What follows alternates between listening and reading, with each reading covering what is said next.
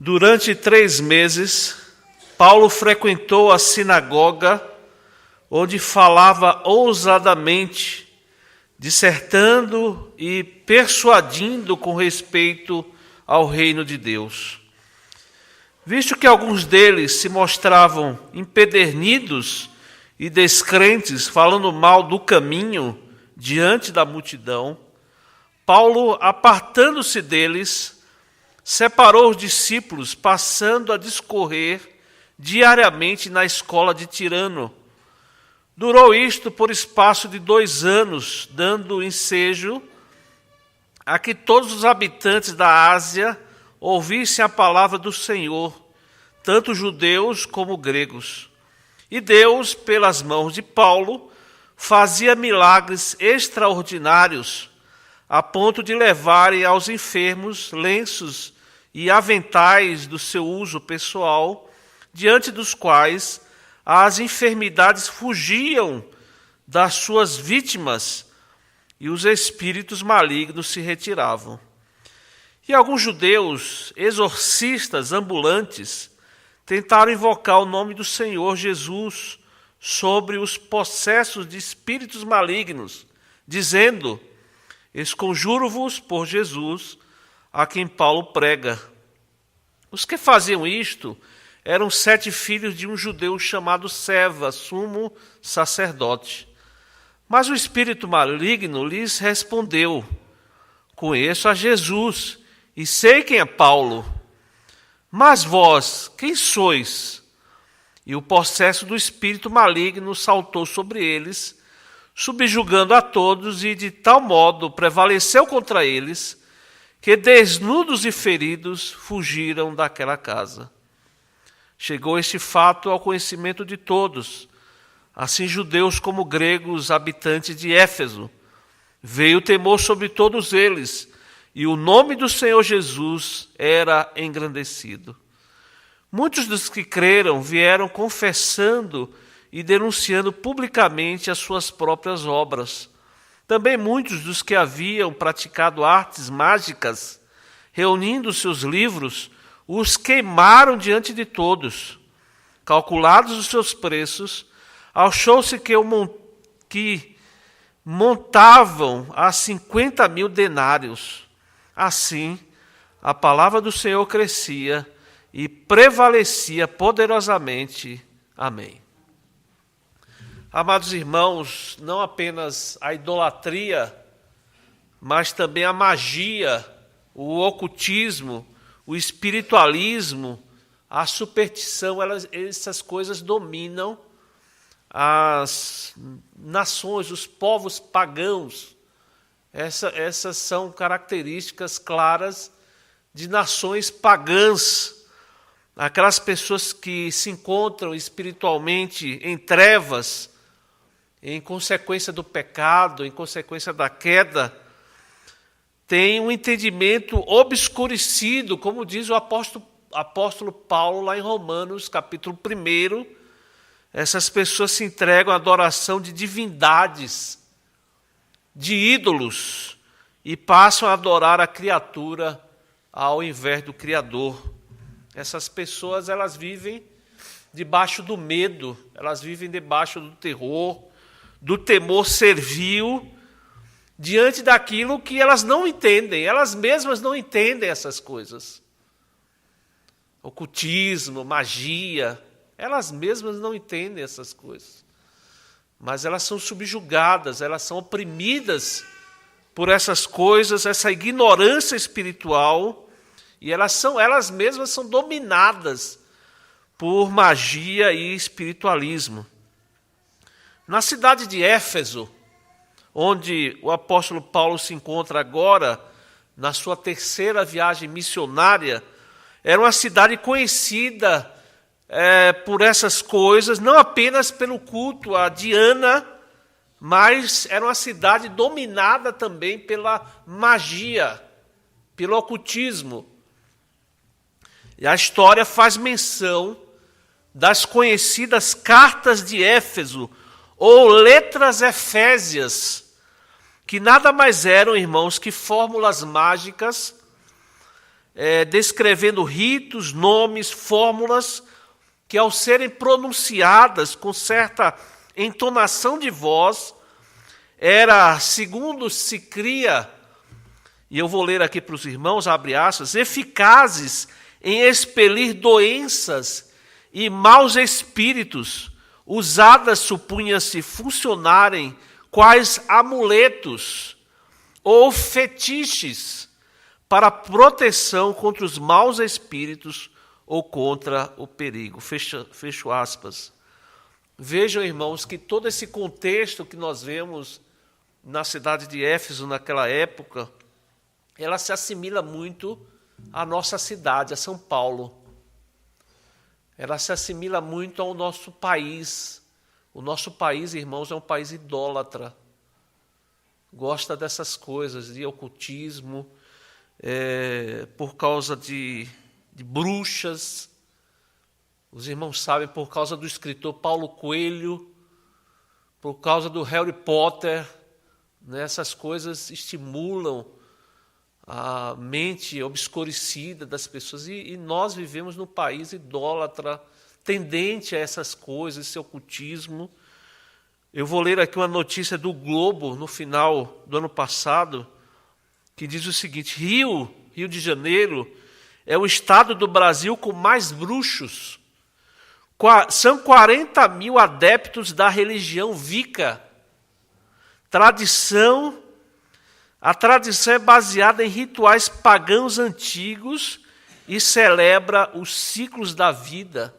E sempre que são feitas, irmãos, reportagens nesse sentido, sobre esses assuntos, o Rio de Janeiro, principalmente com relação ao ocultismo, e São Paulo também, nessas cidades, se destacam por essas coisas, essas ocultismo, espiritualismo e outras coisas. Na passagem que nós temos diante de nós, irmãos, Lucas nos mostra aqui um resumo do ministério de Paulo, da ação missionária de Paulo, que ele realizou ali na cidade de Éfeso.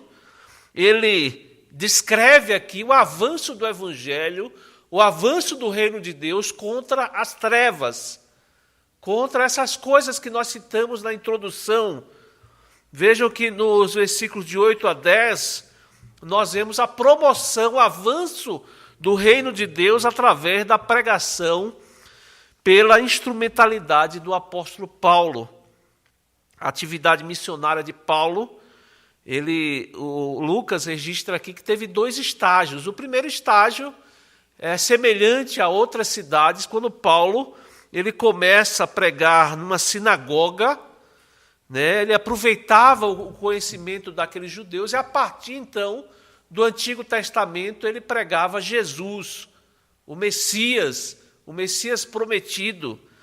E Paulo, então, passa 3 meses pregando Jesus, mas apesar da recepção inicial, ou seja, da outra vez que o apóstolo Paulo esteve em Éfeso, lembrem os irmãos que Paulo, passando ali por Éfeso, em direção a Antioquia, os judeus de Éfeso pediram para que ele ficasse mais. Paulo, fica mais um tempo com a gente.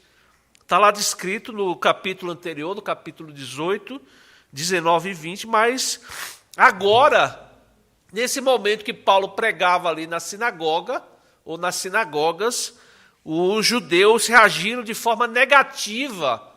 Eles reagiram de forma negativa aos ensinos do apóstolo Paulo, tanto que está aí no versículo 9, empedernidos e descrentes, falando mal do caminho.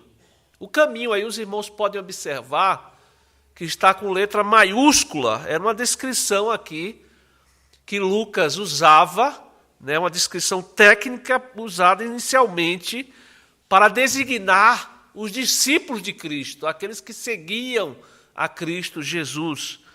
Podemos entender, então, irmãos, que eles blasfemavam contra Cristo. Paulo pregava nas sinagogas, então aqueles judeus estavam blasfemando, contra Cristo, porque os irmãos lembram no capítulo 9 também, quando Jesus aparece no caminho do apóstolo Paulo, no caminho de Damasco, e o próprio Jesus pergunta a Paulo, Saulo, por que me persegues? Porque Jesus mostrando ali que quem persegue a igreja de Cristo, persegue o próprio Cristo. E aqui também não é diferente, irmãos. Eles blasfemavam contra Cristo, contra os seus seguidores, e Paulo então decidiu não mais se reunir nas sinagogas.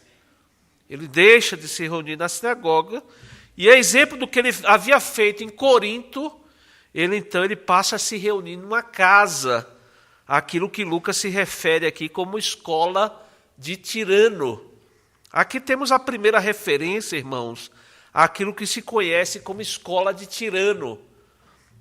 É provável que fosse um salão amplo, um lugar amplo, de um proprietário, um professor, um mestre, um filósofo que utilizava esse espaço físico para ensinar seus alunos na filosofia.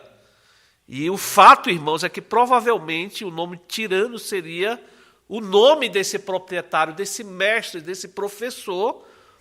Aqueles que responderam positivamente o evangelho, ou seja, alguém que se converteu à pregação do evangelho, a Cristo Jesus, e depois então de convertido, ele abriu espaço para que Paulo dissertasse, pregasse o evangelho de Cristo Jesus. Lucas nos informa, irmãos, que Paulo permaneceu por cerca de 2 anos naquele local ali, razoando, ensinando o evangelho.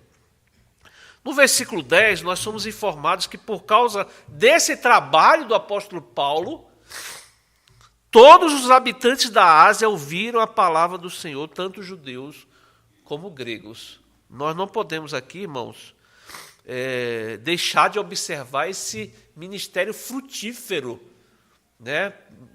pessoas se convertendo ali à pregação do evangelho. Não precisamos entender essa expressão aqui, todos os habitantes, mas não podemos entender que cada uma das pessoas daquela província ouviu o evangelho. Nós podemos entender aqui que a palavra de Deus foi ouvida tanto na cidade de Éfeso, como em outras cidades da província da Ásia Menor. O fato, irmãos, é que Deus abençoou grandemente, sobremaneira, a pregação de Paulo ali, que o evangelho então se espalhou, ele foi espalhado naquela província. O ministério de Paulo em Éfeso foi bastante frutífero. Haja vista, irmãos, foi o local onde ele mais permaneceu. Os irmãos vão ver nesse livro de Lucas que ele relata que foi o lugar onde Paulo mais ficou ali fazendo esse trabalho. Nos versículos 11 a 16, nós vamos ver aqui, irmãos, o confronto do reino de Deus com o império das trevas. Como eu enfatizei no começo, o império das trevas dominava ali a cidade de Éfeso. Era uma cidade pagã, cheia de cultos ao ocultismo, à magia. E quando o reino avança, irmãos, pela instrumentalidade do anúncio da palavra de Deus, ele lança luz sobre essas coisas.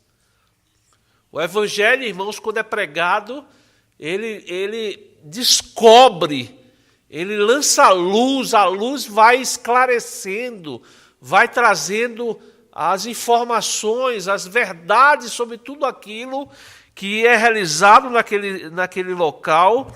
E o império das trevas, então, ela reage, mas sucumbe aqui, como nós vemos, quando o evangelho é pregado.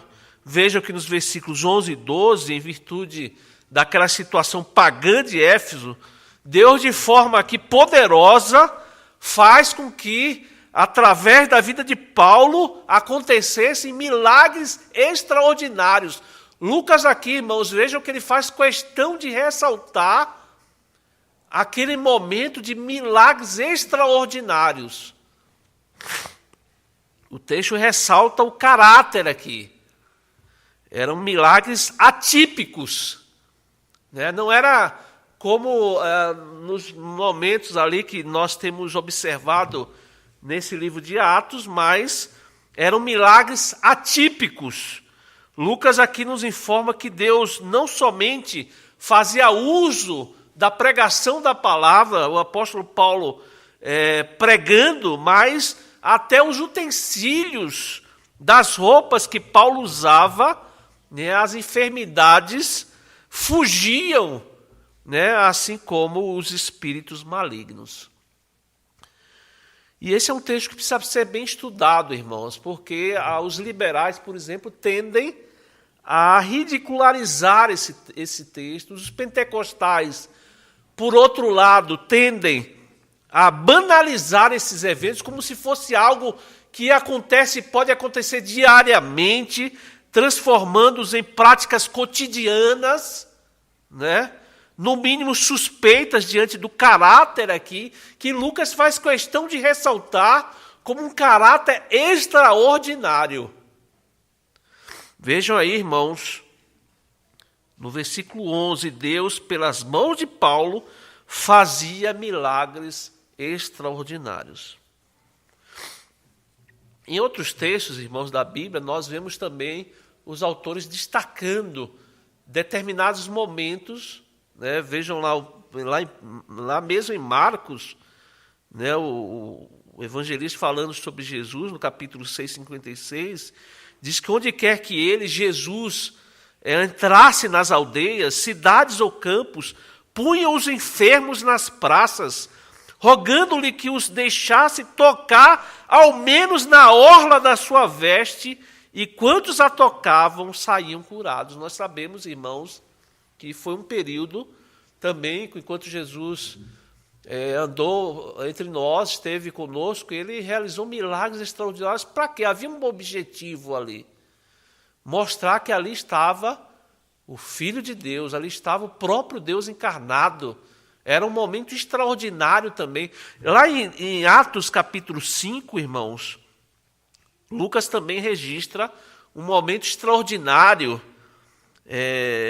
quando ele diz, a ponto de levarem os enfermos até pelas ruas e os colocarem sobre leitos e macas, para que, ao passar Pedro, ao menos a sua sombra se projetasse em alguns deles. Afluía também muita gente das cidades vizinhas a Jerusalém, levando doentes e atormentados de espíritos imundos, e todos eram curados.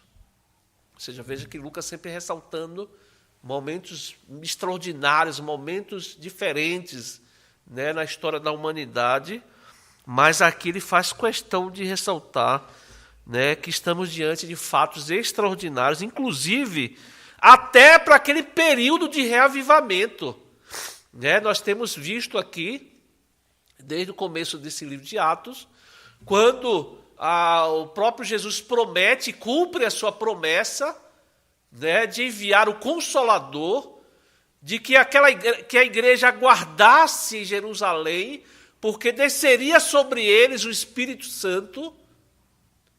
Para quê, irmãos? Para que eles fossem capacitados. E então, a partir dessa capacitação, né, mas recebereis poder ao descer sobre vós o Espírito Santo, e sereis minhas testemunhas. É isso que Paulo está fazendo aqui em Éfeso, sendo testemunha de Cristo, do poder de Jesus.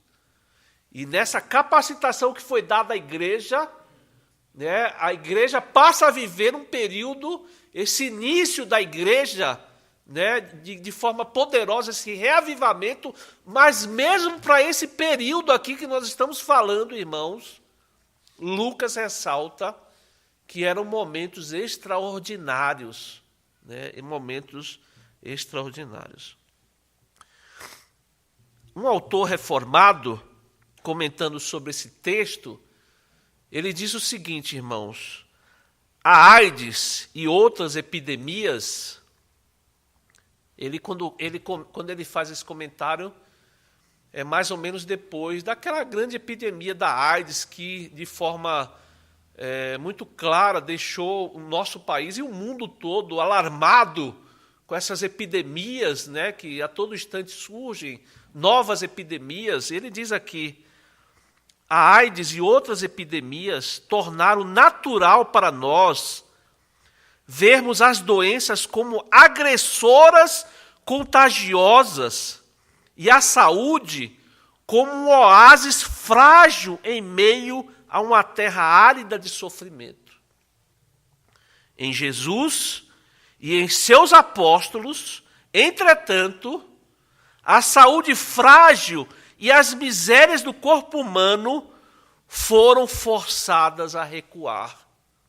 Elas fugiam, né? Lucas ressalta isso aqui, nesse ministério do apóstolo Paulo. Irmãos, no versículo 13, nós vemos aqui essa tentativa frustrada de exorcistas judeus de usarem o nome de Cristo Jesus de maneira mágica. Né? Nós vemos aqui Deus, ele pode ser até condescendente de uma sociedade tão pagã, como vemos descrita aqui, mas vejam que Deus não permite que o seu nome, o nome do seu Filho Jesus, seja utilizado de maneira mágica, como nós vemos aqui descrito. Meus irmãos sabem que os judeus, naquela época, eles eram considerados experts com relação à espiritualidade, né? Os romanos, os gregos, nós vimos aqui recentemente, nós falamos aqui recentemente, quando Paulo, ele diante daquele procônsul, né? aquele mágico, aquele conselheiro, dava conselhos ao procônsul, porque os judeus eram usados dessa maneira. Eles, por conhecerem, os judeus receberam os oráculos de Deus, receberam a palavra de Deus. Os judeus eram criados debaixo da orientação da palavra de Deus. Então, eles eram considerados experts na questão da espiritualidade. E aqui, irmãos, nós vemos que exorcistas ambulantes, né, que andavam de lugar em lugar praticando isso e vendo que, em nome de Jesus, os apóstolos expulsavam demônios, espíritos malignos, eles então tentaram utilizar o nome de Jesus de maneira mágica, sem terem nenhuma relação com Jesus, sem serem servos, discípulos de Jesus. Eles tentam aqui fazer um exorcismo, e nós vemos Deus frustrando a prática deles, tanto que os espíritos malignos subjugaram todos eles, né? De tal maneira que prevaleceu contra eles, e eles saíram dali fugidos, desnudos. Né? A palavra de Deus diz que eles saíram fugidos, corridos, desnudos e feridos. Nós vemos aqui, então, irmãos, o império das trevas tentando confundir o ministério do apóstolo Paulo, e vemos essas pessoas serem mal sucedidas tentando usar o nome de Jesus Cristo. Nos versículos 17 e 20, irmãos, os últimos versículos que nós lemos, nós vemos então a pregação e a supremacia do reino de Deus contra os judeus pagãos em Éfeso. Nós podemos aqui, irmãos, imaginar, né, por causa daqueles ditos exorcistas, o ministério do apóstolo Paulo fosse prejudicado, fosse interferido ali, mas, irmãos, diante da manifestação extraordinária de Deus através do apóstolo Paulo, da pregação da palavra, dos poderes que estavam sendo realizados em nome de Cristo, e até mesmo, irmãos, o contraste disso, né? Aquele uso fajuto do nome de Jesus, e, por outro lado, o poder de Cristo Jesus pela instrumentalidade do apóstolo Paulo. Esse contraste, irmãos, nós vemos como ficou claro aqui a genuinidade do poder do evangelho através da pregação do apóstolo Paulo. Lucas registra que, por causa do anúncio do evangelho ali em Éfeso, primeiro na sinagoga e depois na escola de Tirano, e da clara demonstração do poder que há no nome de Jesus Cristo contra o império das trevas, chegou isso ao conhecimento de todos. Ficou muito claro, irmãos, e pois por isso houve grande temor e reconhecimento da majestade de Deus. Chegou vejam em versículo 17, chegou este fato ao conhecimento de todos, assim judeus como gregos, habitantes de Éfeso, veio temor sobre todos eles, e o nome do Senhor Jesus era engrandecido. O nome do Senhor Jesus era engrandecido. Mas Lucas registra, irmãos, que aquelas pessoas não tiveram apenas temor, porque a gente vê muitas vezes, irmãos, na vida do povo cristão, reconhecer, eu conheço o Evangelho, eu entendo o Evangelho, mas as pessoas não praticam, irmãos. Vivemos hoje em períodos difíceis, né, de cristãos que conhecem a Bíblia, mas não praticam. Não vivem as verdades do Evangelho, não vivem as verdades da palavra de Deus. Mas vejam que Lucas aqui, irmãos, registra que essas pessoas não tiveram apenas temor, mas vieram a público. Eles vieram a público denunciar as suas próprias obras. Eles reconheceram que estavam em caminhos errados. E todos eles em praça pública, né, aqueles que outrora eram envolvidos com magia, com o império das trevas, com a idolatria, eles reconheciam publicamente que estavam errados. Eles reconhecem as suas obras que eles realizavam não eram boas. E aquelas pessoas, então, depois de terem confessado seus pecados, ainda de forma pública, irmãos, demonstraram a genuinidade de suas conversões. Eles queimaram seus livros de magia, eles queimaram as cartas, as fórmulas, tudo isso eles fizeram diante de todos, irmãos, diante da praça, em praça pública, eles externaram aquilo que havia acontecido internamente. E Lucas registra aqui, irmãos, que foi uma quantidade tão grande, que Lucas avalia aqui como 50 mil denários. 50 mil denários. Só para que os irmãos tenham ideia, um denário era um dia de trabalho de uma pessoa.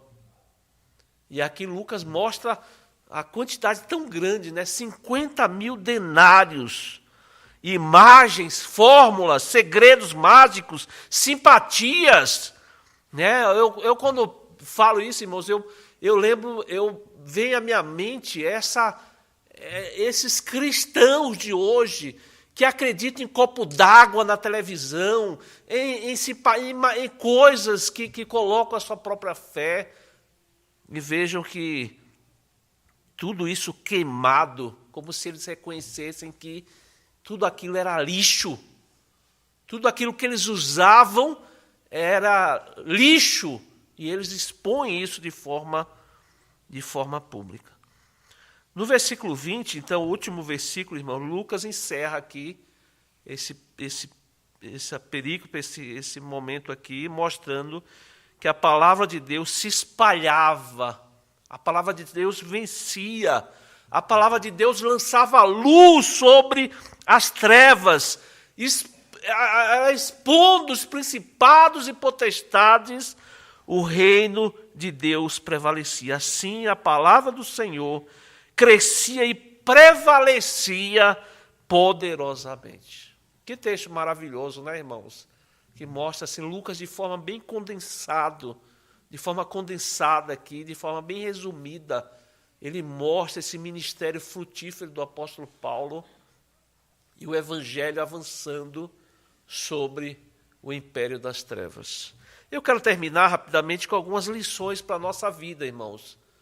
Como eu disse, a palavra de Deus, ela nos exorta, ela nos ensina para que nós vivamos esse evangelho, irmãos. Coloquemos em prática de forma bem clara, prática, como esses irmãos fizeram, de forma pública, para que todos vejam aquilo que aconteceu internamente no nosso ser.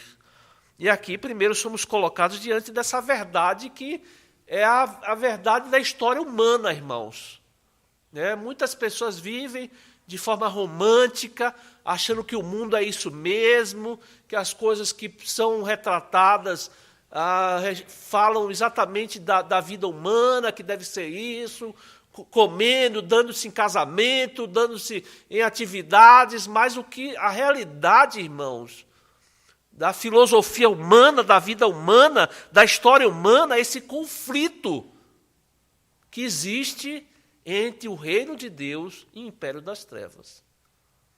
A realidade, irmãos, que nós vivemos, o mundo que nós vivemos é esse conflito entre o reino de Deus e o império das trevas.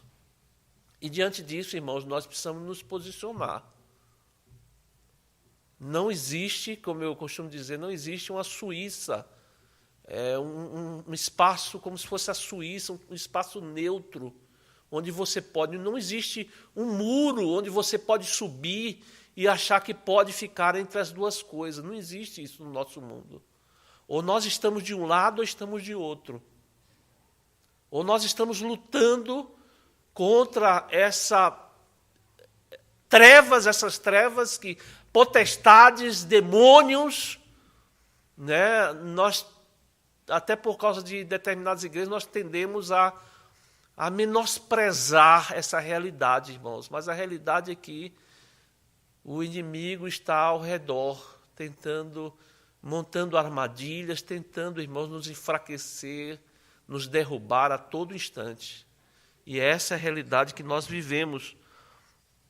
Veja que nós precisamos entender, irmãos, que nós estávamos, e hoje as pessoas que não conhecem a Cristo, elas estão, como Paulo diz lá em Efésios 2, estão andando segundo o curso deste mundo, segundo o príncipe da potestade do ar, do espírito que agora atua nos filhos da desobediência, segundo as inclinações da carne, fazendo a vontade da carne e dos pensamentos, e são por natureza filhos da ira. As pessoas que não conhecem a Cristo, irmãos, são filhos da ira. Elas estão vivendo essa realidade que o apóstolo Paulo ressalta em Efésios, no capítulo 2. Outra lição que nós vemos e temos visto constantemente nesse livro, irmãos, é o instrumento para a expansão do reino de Deus, que é a pregação da palavra.